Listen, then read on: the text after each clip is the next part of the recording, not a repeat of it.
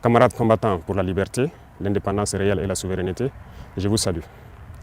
C'est avec immense plaisir et un sentiment de reconnaissance envers vous, mes compatriotes, que je prends la parole aujourd'hui, la veille de la fête nationale de notre chère patrie. Avant tout propos, j'aimerais donc remercier le bon Dieu qui a fait en sorte que ce jour soit, et pour tous les bienfaits pour notre chère patrie durant toute cette année 2025. Et je continue de prier Dieu qu'il étende sa main sur notre patrie.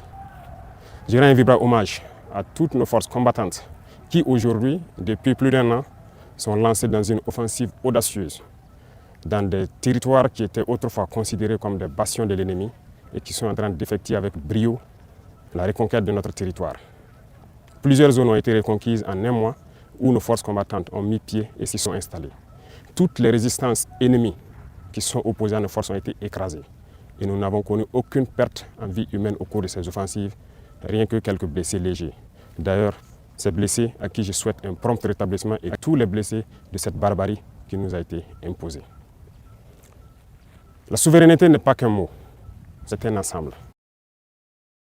Pour atteindre notre souveraineté pleine et entière, il a fallu passer par la révolution.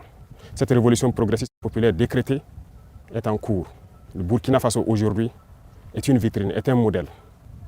Nous sommes observés, les gens nous suivent et nous n'avons pas le choix que de réussir.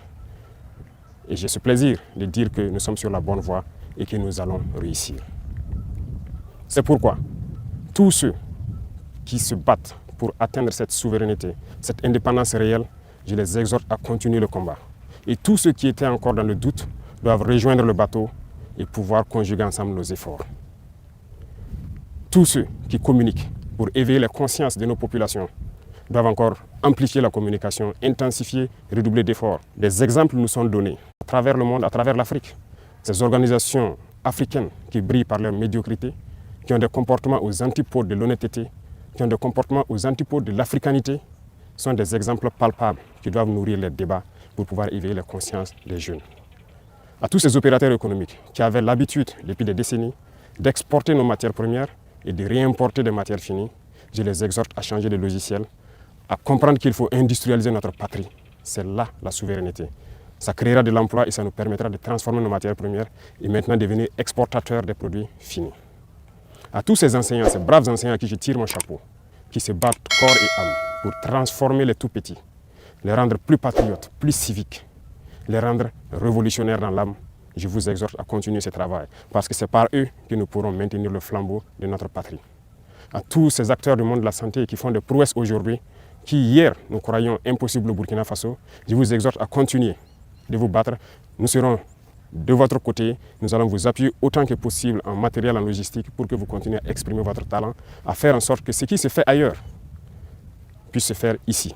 Et à conjuguer vos efforts avec le monde des tradipraticiens, ceux-là qui utilisent nos plantes pour nous soigner, parce que la souveraineté, elle est aussi sanitaire. Pourquoi je le dis? Il faut que nous allions vite et bien, parce que tout le monde nous regarde. Le monde entier regarde le Burkina, les Africains regardent le Burkina Faso, qui a dessiné un modèle. Et il faut que ce modèle puisse donc inspirer d'autres peuples à rejoindre le combat de la révolution pour que l'Afrique soit libre, digne et prospère. La majorité écrasante des peuples qui nous soutiennent prie pour que nous réussissions. Nous les remercions et nous leur disons de continuer à nous soutenir parce que ce combat que nous menons, ce n'est pas uniquement pour le Burkina Faso, c'est pour tous les peuples noirs. Cette minorité qui est encore perdue, égarée, qu'elle soit bien au sommet des États ou bien ces populations qui n'ont pas encore compris, qui continuent à prier pour que nous échouons, nous leur disons merci parce que leur haine nous permet également de continuer le combat et d'aller de l'avant. Et j'espère qu'elles comprendront un jour revenir à la raison et pouvoir se débarrasser de ces gènes de l'esclavage, les tiennent. Le combat contre l'impérialisme, le néocolonialisme et toutes ces manifestations se mènent tous les jours que Dieu fera. Nous ne baisserons pas les bras, nous continuerons sur notre lancée et je pense que toute la jeunesse est aussi invitée à s'exprimer.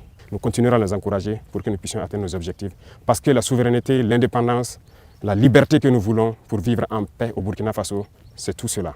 Voilà pourquoi je dis que ce n'est pas qu'un simple mot, c'est un ensemble.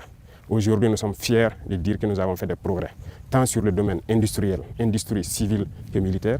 Nous avons fait des progrès sur le domaine de la santé, nous avons fait des progrès sur le domaine des infrastructures, nous avons fait des progrès sur le domaine de la défense, de la reconquête. Ces criminels qui avaient occupé ces zones de notre patrie croire que c'était leur sanctuaire, ont été délogés dans plusieurs zones, sont en train de fuir le Burkina Faso. Vous verrez certainement des images de leur fuite, mais nous leur disons qu'à présent, ils n'ont que deux choix. Fuir le Burkina Faso ou mourir. Parce que les forces combattantes sont engagées dans cette offensive et ça va continuer. Nous allons poursuivre jusqu'aux limites de nos frontières et sécuriser le Burkina Faso pour que le Burkina Faso vive en paix, se développe, soit prospère, soit un modèle qui inspire les autres nations. La patrie ou la mort, nous vaincrons.